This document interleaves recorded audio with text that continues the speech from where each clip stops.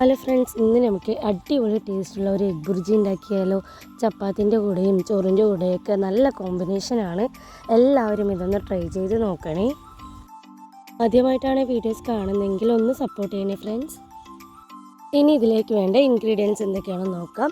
തക്കാളി, സവാള, ഇഞ്ചി, പച്ചമുളക് ഇതെല്ലാം ചെറുതായിട്ട് വേണം മുറിച്ചെടുക്കാനായിട്ട്.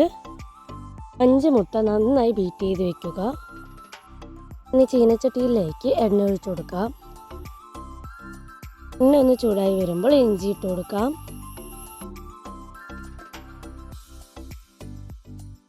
ഇനി ഇതിലേക്ക് പച്ചമുളക് ഇട്ട് കൊടുക്കാം. എരിവിനനുസരിച്ചിട്ട് എത്ര പച്ചമുളക് വേണമെങ്കിലും ഇടാം. ചെറിയ 3 പച്ചമുളകാണ് എടുത്തിട്ടുള്ളത്. ഏകദേശം ഒന്ന് മുരിഞ്ഞതിന് ശേഷം ഇതിലേക്ക് സവാള ഇട്ട് കൊടുക്കാം. സവാള ഇട്ടതിന് ശേഷം നന്നായി ഇളക്കി കൊടുക്കുക.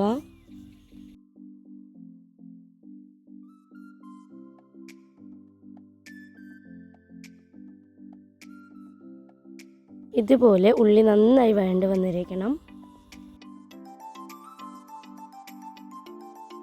ഇനി ഇതിലേക്ക് ചെറുതായി അരിഞ്ഞു വെച്ചിരിക്കുന്ന തക്കാളി ഇട്ട് കൊടുക്കാം.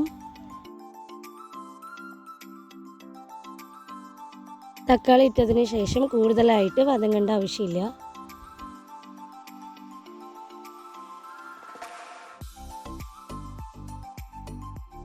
ഇനി ഇതിലേക്ക് ആവശ്യത്തിനുള്ള ഉപ്പും കൂടി ഇട്ട് കൊടുക്കാം.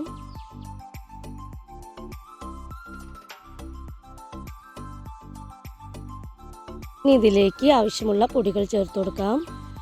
1/2 ടീസ്പൂൺ മുളക് പൊടി ചേർത്ത് കൊടുക്കുന്നുണ്ട്. 1/4 ടീസ്പൂൺ മഞ്ഞൾപ്പൊടി ചേർത്ത് കൊടുക്കുന്നുണ്ട്.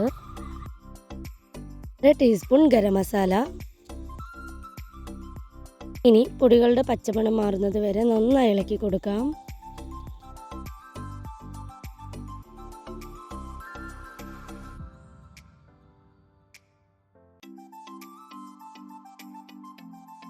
പൊടികളുടെ പച്ചമണം എല്ലാം മാറിയിട്ടുണ്ട്. നമ്മളിനി നേരത്തെ ബീറ്റ് ചെയ്ത് വെച്ചിരിക്കുന്ന മുട്ട ഇതിലേക്ക് ഒഴിച്ചു കൊടുക്കാം.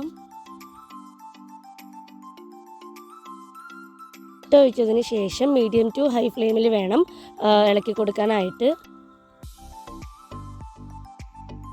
ഇതുപോലെ നന്നായി ഇളക്കി കൊടുക്കണം.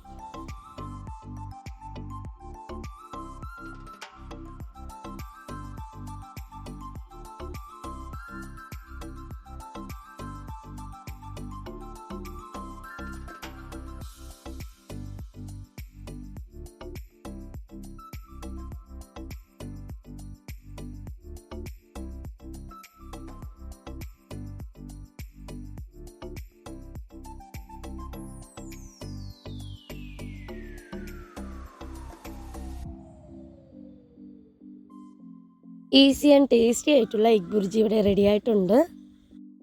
വീഡിയോസൊക്കെ ഇഷ്ടമാകുന്നുണ്ടെങ്കിൽ ലൈക്ക് ചെയ്യാനും ഷെയർ ചെയ്യാനും സബ്സ്ക്രൈബ് ചെയ്യാനും മറക്കരുതേ.